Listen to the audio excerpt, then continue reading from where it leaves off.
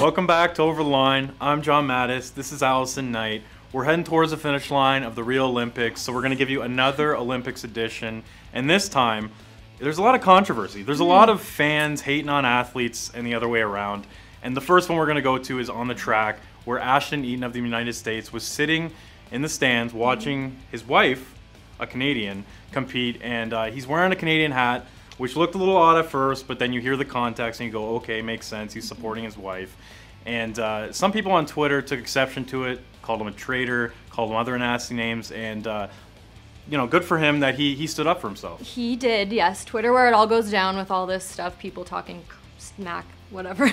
But he fired back at people, and he was just like, have I not represented the U.S. well? And you demand more. I'm just supporting my wife and her country, which I think is totally fair. I love this couple. They're fantastic. And he's the world champion right now, holds the record right now. So why are people giving him crap? Like, yeah, he's not your average Joe. This guy's someone you should be proud of, and he's a very level-headed guy and someone that doesn't, you know, like to stir things up.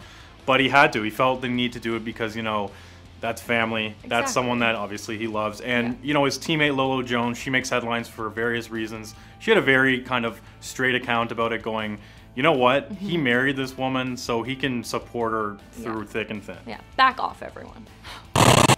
Next up, we're going to more fans behaving badly, this time at pole vaulting, because of course, right, that's where it should go down. Renaud Lavillenie of France, during his performance or his competition, he was booed the entire time by Brazilian fans. Granted, he was facing a Brazilian for the title, but still, like, come on, guys.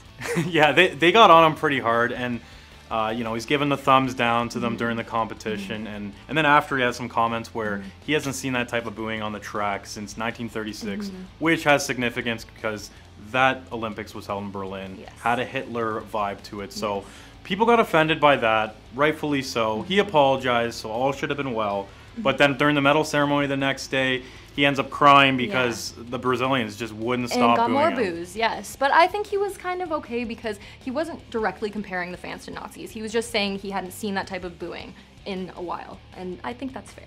I also think, just to take this a step further, I think it's cool that they booed him during the competition. You're an athlete. You need to deal with that kind of stuff. But the medal ceremony, that was off limits. They should have stopped it there and let him have his moment. He still got silver. I say boo to that because I do not think booing is okay. It's rude. Come on.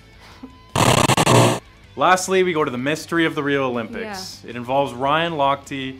It involves 3 other swimmers from the U.S. and them being allegedly held at gunpoint by men in Rio that were impersonating police.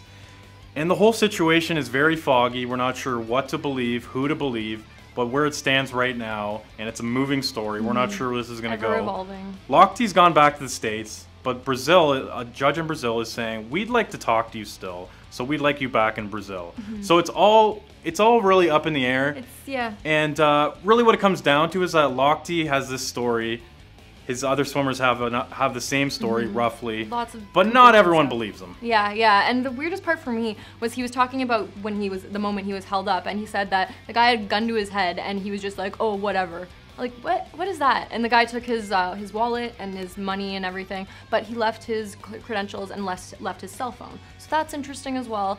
Don't really know where this one's gonna go yet. It's all very Rio, though. I mean, I feel like this was bound to happen. Some high-profile athlete just getting caught up in some sort of mess in terms of crime or corruption or whatever, and this is it. Luckily, he's back home safe in the U.S., and it seems like this story might end, but we're not going to say anything for sure. We don't know yet. Thanks for watching another All-Olympic special. If you're going to any sporting events coming up, please be a good fan. Be nice to the athletes, no booing. And in the meantime, you can check us out on post-media sites across Canada. Welcome back to Over the Line. I'm John. Sorry again, I was touching my hair. Oh. That's a problem.